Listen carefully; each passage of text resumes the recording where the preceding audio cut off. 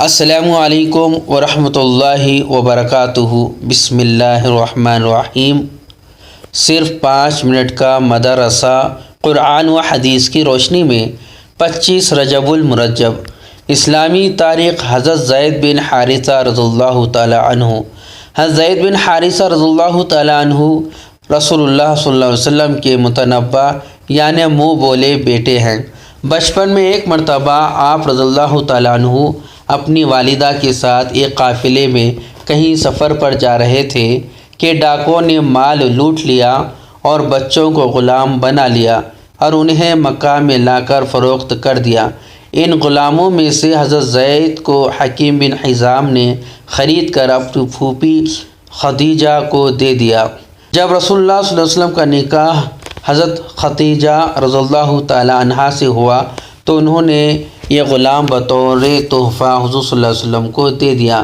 اس وقت ان کی عمر تقریباً 8 سال کی تھی۔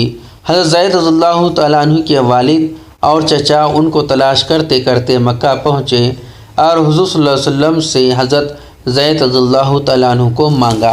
حضور صلی اللہ علیہ وسلم نے فرمایا، اگر وہ تمہارے ساتھ جانا چاہے تو مجھے کوئی اعتراض نہیں، اور اگر نہ جانا چاہے تو میں ایسے شخص پر زبردستی نہیں کر سکتا۔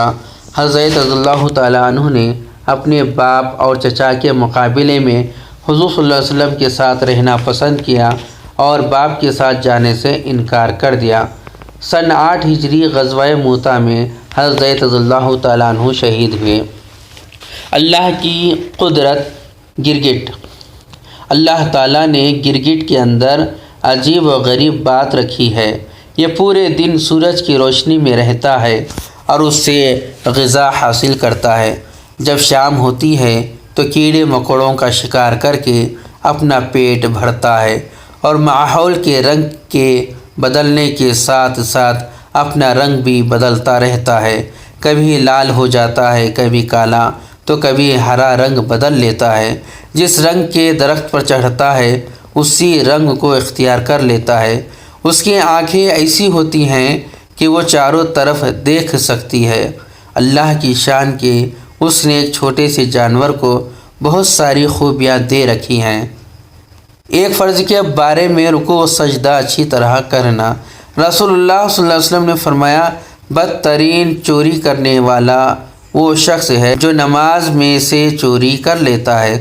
صحابہ نے عرض کیا، رسول اللہ، آدمی نماز میں سے کس طرح چوری کر لیتا ہے؟ ارشاد فرمایا، وہ رکوع اور سجدہ اچھی نہیں کرتا۔ ایک فرض کے بارے میں رکوع و سجدہ اچھی طرح کرنا۔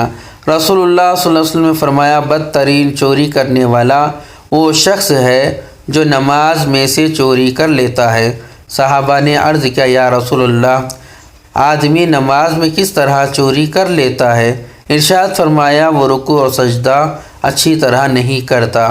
فائدہ رکوع اور سجدہ اچھی طرح نہ کرنے کو حضور صلی اللہ علیہ وسلم نے چوری بتایا ہے، اس لیے ان کو اچھی طرح اطمینان سے ادا کرنا ضروری ہے۔ سنت کے بارے میں ہدیہ قبول کرنا۔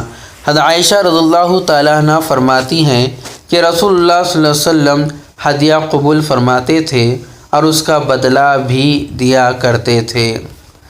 ایک اہم عمل کی فضیلت، نماز فجر و مغرب کے بعد دعا پڑھنا۔ رسول اللہ صلی اللہ علیہ وسلم نے فرمایا، جب تم مغرب کی نماز سے فارغ ہو جاؤ تو یہ دعا 7 مرتبہ پڑھ لو، اللہم اجرنی من النار۔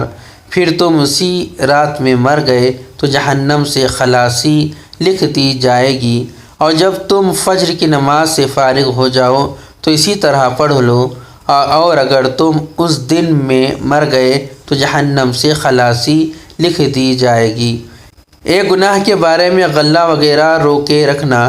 رسول اللہ صلی اللہ علیہ وسلم فرمایا، جو آدمی مسلمانوں سے ان کا غلہ روکے رکھے گا، اللہ تعالیٰ اس کو کوڑھ اور تنگ دستی اور فقیری میں مبتلا کر دے گا۔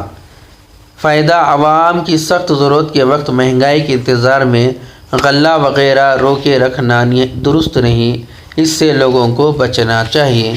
دنیا کے بارے میں دنیا دشمنی کا سبب۔ رسول اللہ صلی اللہ علیہ وسلم نے فرمایا، جب دنیا کی دولت کسی پر کھول دی جاتی ہے تو اللہ تعالیٰ ان کے آپس میں قیامت تک دشمنی اور بغض ڈال دیتے ہیں اور میں اس سے ڈرتا ہوں۔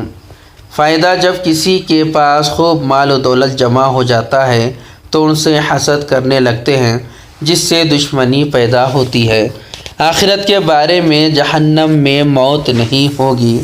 قرآن میں اللہ تعالیٰ فرماتا ہے، اہل دوزخ جب نجات سے بالکل مایوس ہو جائیں گے تو اس وقت موت کی تمنا کریں گے اور دوزخ کے داروغہ کو پکاریں گے، اے مالک تمہارا پروردگار ہم کو موت دے کر ہمارا کام تمام کر دے۔ وہ فرشتہ کہے گا، تم ہمیشہ اسی حال میں رہو گے، نہ نکلو گے نہ مرو گے۔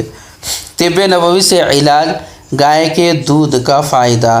رسول اللہ صلی اللہ علیہ وسلم نے فرمایا، گائے کا دودھ استعمال کیا کرو کیونکہ وہ ہر قسم کے پودوں کو چرتی ہے، اس لیے اس کے دودھ میں ہر بیماری سے شفا ہے۔ قرآن کی نصیحت۔